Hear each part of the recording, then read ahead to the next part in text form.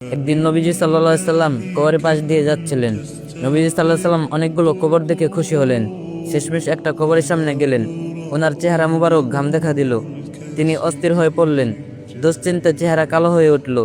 হয়রান পেরেশান হয়ে গেলেন তিনি। একজন সাহাবী রাদিয়াল্লাহু তাআলা আনহু ওনার অবস্থা দেখে জিজ্ঞেস করলেন, হে আল্লাহর রাসূল, আপনি এত পেরেশান কেন? তিনি অস্থির হয়ে বললেন, এই কবরের বাসিন্দার উপর ভয়ানক আযাব হচ্ছে, এমন শাস্তি যা ভাষায় বলা যায় না। এই ব্যক্তির কি উপায়? এই কথা বলে তিনি কবরে হাত মোবারক রেখে দোয়া করলেন, কিন্তু চেহারায় প্রশান্তি এলো না। তিনি বললেন, দোয়া কবুল হচ্ছে না, কোন রহস্যময় কারণে। সাংঘাতিক বড় পাপ করেছে সে। হযরত সাল্লাল্লাহু আলাইহি সাল্লাম এরপর অস্থির বেরিয়ে চলল। তিনি বললেন, আমার উম্মতের উপর এমন কঠিন শাস্তি হচ্ছে, আর আমি বাড়ি গিয়ে ঘুমাবো।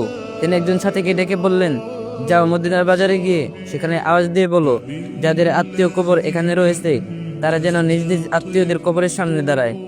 সবাই দাঁড়ালো, কিন্তু আশ্চর্য, ওই কবরের পাশে কেউ নাই। বেদনায় নীল হয়ে গেলেন হুজুর সাল্লাল্লাহু আলাইহি সাল্লাম। অনেক পরে লাঠি ভর দিয়ে একজন বুড়ি এলেন। তিনি দাঁড়ালেন সেই কবরের পাশে। হুজুর পাক সাল্লাল্লাহু আলাইহি সাল্লাম অস্থির নিঃশ্বাস ফেললেন।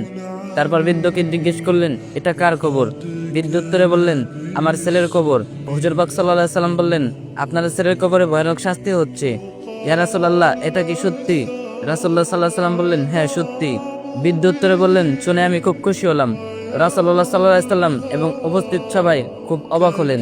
একজন মা তার নিজ সন্তানের ব্যাপারে এমন করে কিভাবে বলতে পারেন, তা তাদের মাথায় ঢুকছিল না। হুজুর সাল্লাল্লাহু আলাইহি সাল্লাম তাকে বোঝানোর চেষ্টা করে বললেন, আল্লাহ মাফ করুন, আপনি কি বলছেন মা? সে আপনার সন্তান। শুনুন তাহলে, হে আল্লাহর রাসূল, এই বাচ্চা যখন আমার পেটে, তখন তোর বাবা মারা যায়। সে পৃথিবীর মুখ দেখলো, তার কেউ ছিল না। আমি নিদারুণ কষ্ট করে তিলে তিলে অনেক বড় করে তুললাম। সে বিয়ে করে স্ত্রীকে পেয়ে আমাকে অপমান অবহেলা করতে লাগলো। একদিন তার বউ কানে কানে কি যেন বলল, ছেলে রাগে অধীরে মারতে শুরু করলো আমাকে।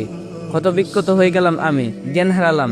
হোশ ফিরলে আমি আল্লাহর কাছে দুই হাত তুলে বললাম, হে আল্লাহ, তাকে কবরের শাস্তি দাও, দুনিয়াতে দিও না। চোখের সামনে ছেলের কষ্ট সহ্য করতে পারবো না। হে আল্লাহর রাসূল, আমি এখন এজন্য খুশি যে আমার দোয়া কবুল হয়েছে। হুজুর পাক সাল্লাল্লাহু আলাইহি সাল্লাম অত্যাচারিত সরল প্রাণ এই বৃদ্ধর কথা শুনে চোখে পানি চেপে ধরে রাখতে পারলেন না। ওনার মুক্তামতো অশ্রু গাল বেয়ে ফোটায় ফোটায় পড়তে লাগলো।